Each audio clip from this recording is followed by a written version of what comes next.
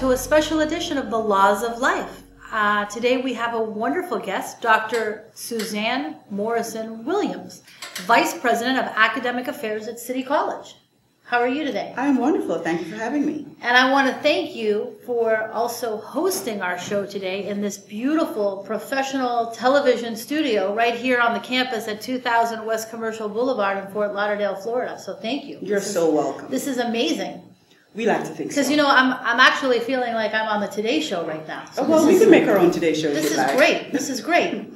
We've got our own wonderful. So we're gonna learn about Suzanne's Law of Life, Dr. Williams' Law of Life, and we're gonna learn about the program. So tell us a little bit about you first. What do you do at the college? What does your role entail? I'm the Vice President of Academic Affairs, so that involves everything that falls under academics. So students, faculty, curriculum, accreditation, licensure, testing, all those things fall under the realm of academics. So I do all of that. So that is what I do for all 5 campuses, because we have 5 on-ground campuses, Miami, Hollywood, Fort Lauderdale, Altamont Springs, Gainesville.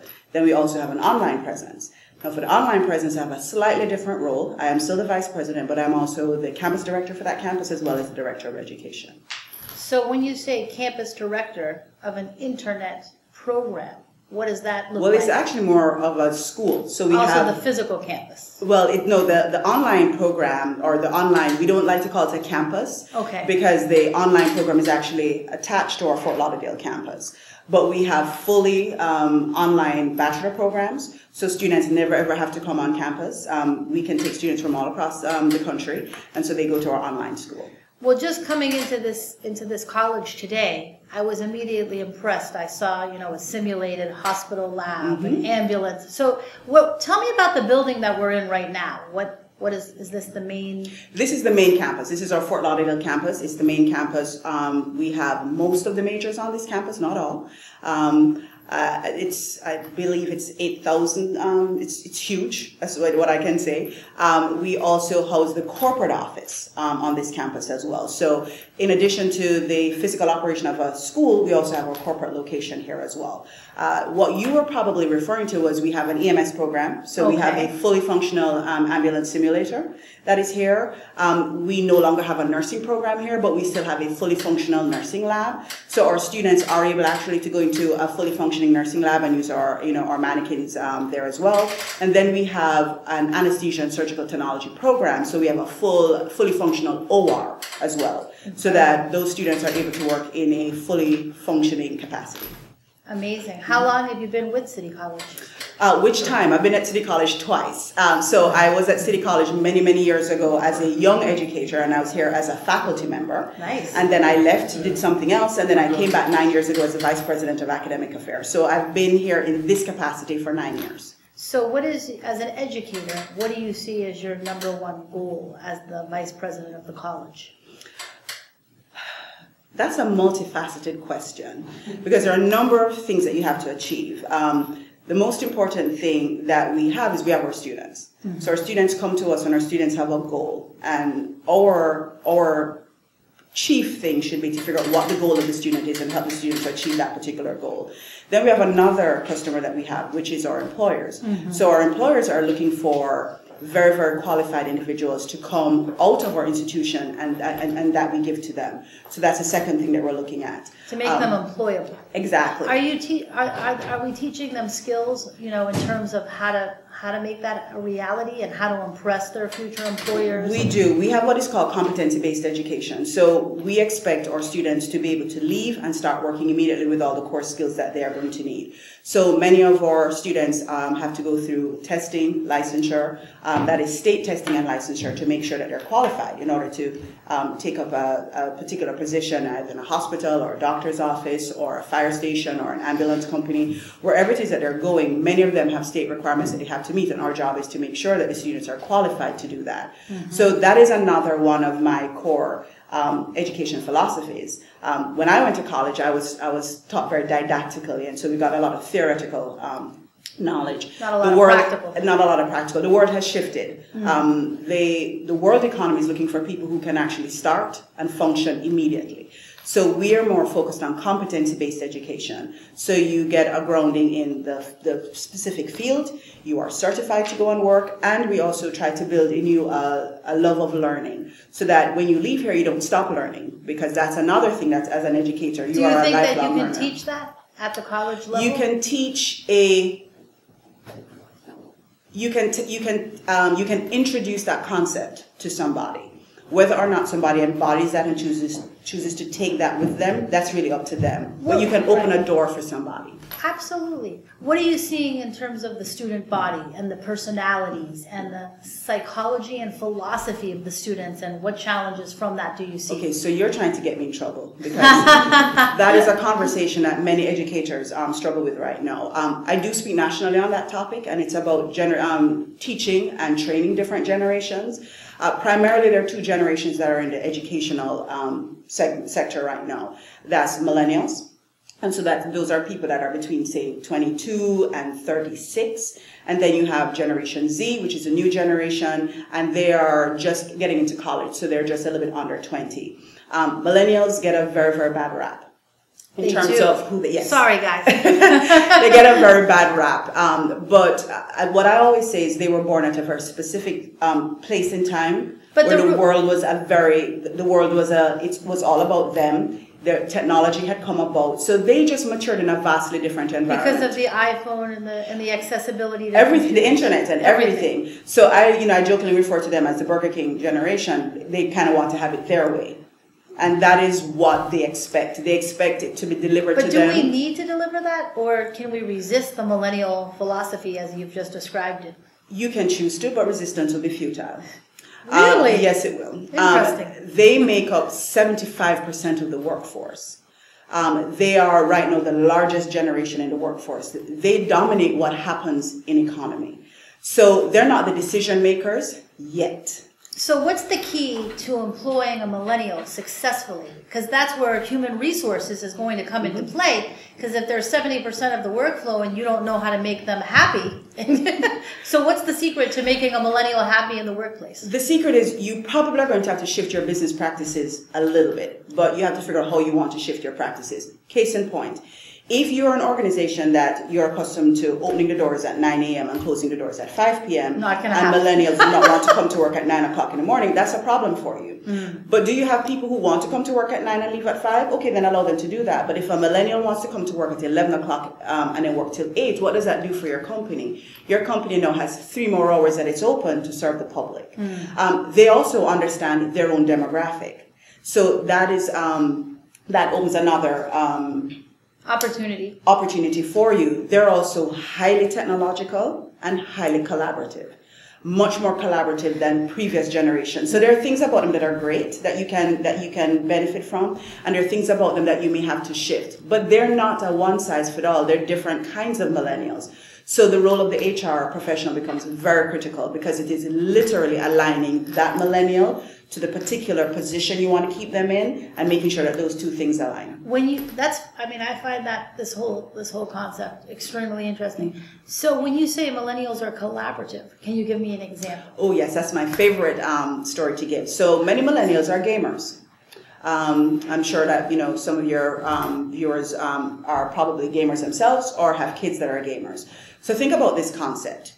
This gamer, millennial gamer A, lives in the United States, in this particular time zone, speaking English. Right.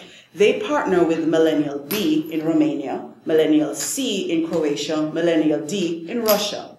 They don't speak the same language, but they've all decided that they're going to be on a team, and they're going to create, and they are a fighting force, and they're going to fight against another team. So you have a group of dissimilar people who are going to play a game against people of equal levels of dissimilarity.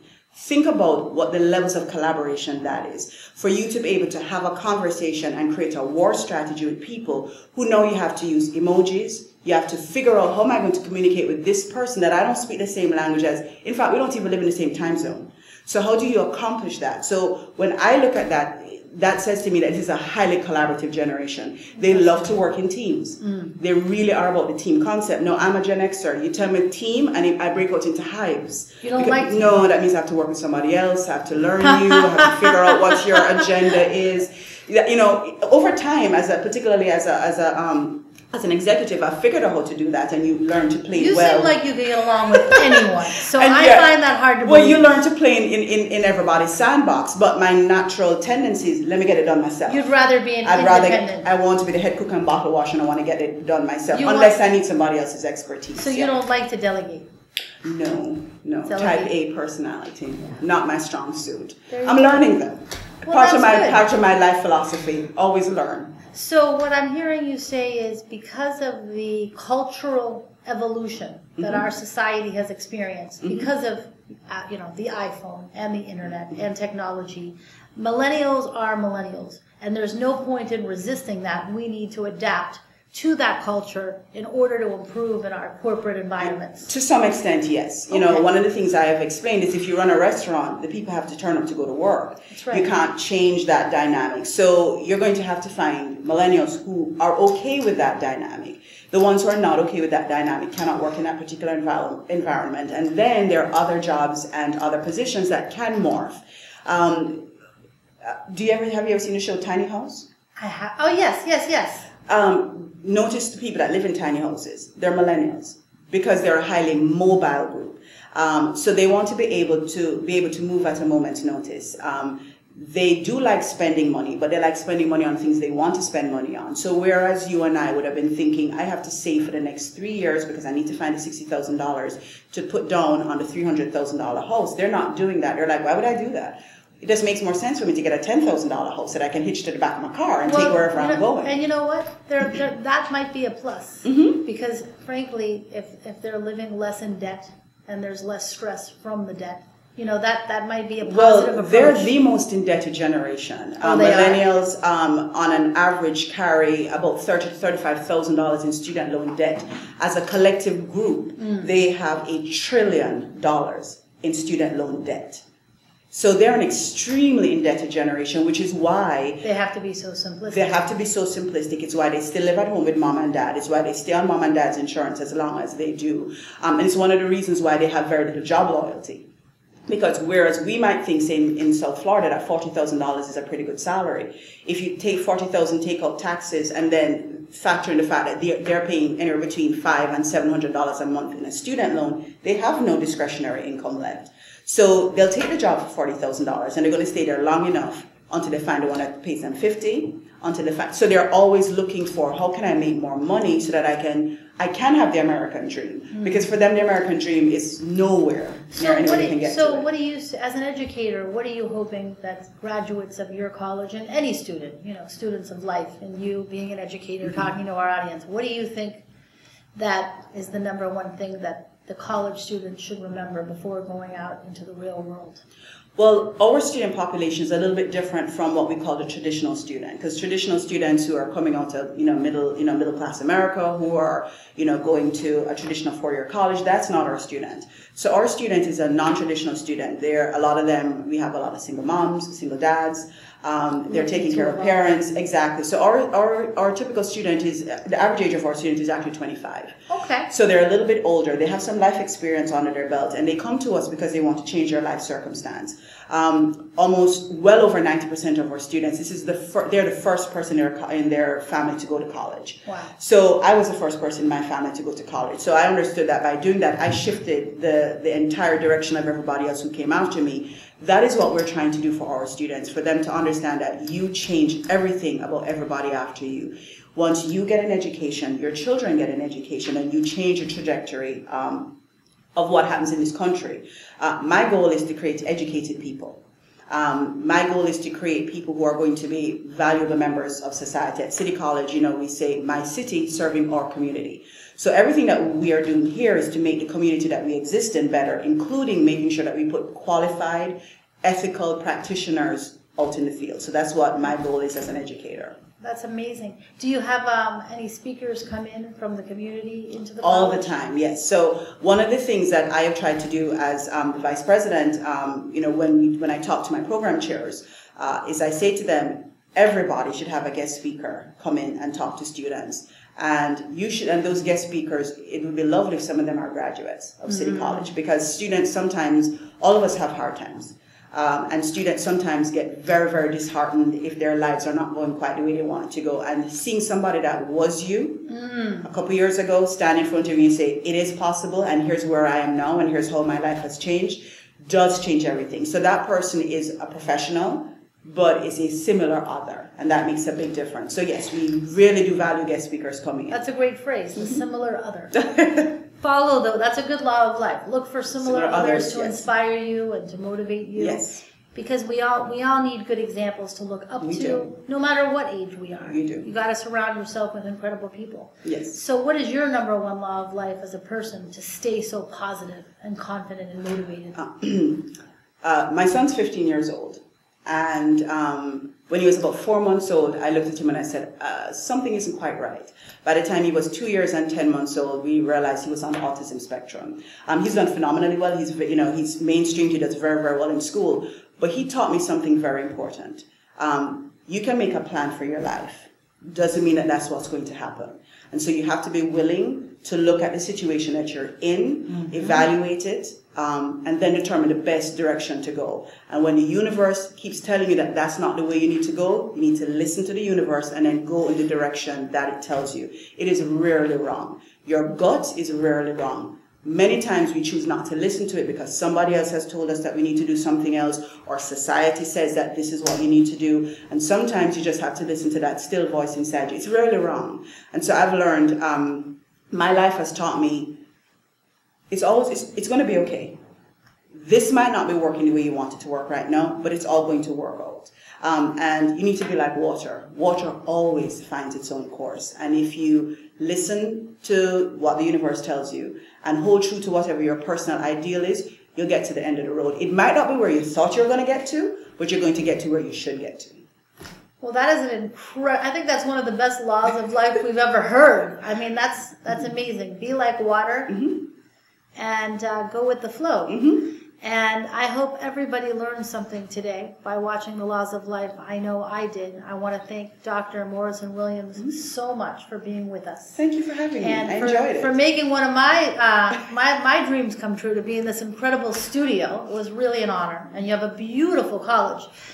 For those of you watching, come out and take a tour of City College. It is an absolutely beautiful school. And as you can see, incredibly hospitable educators. Dr. Williams, again, thank you so much. I hope you all learned something today. I know I did. Have a great day. Thanks for watching.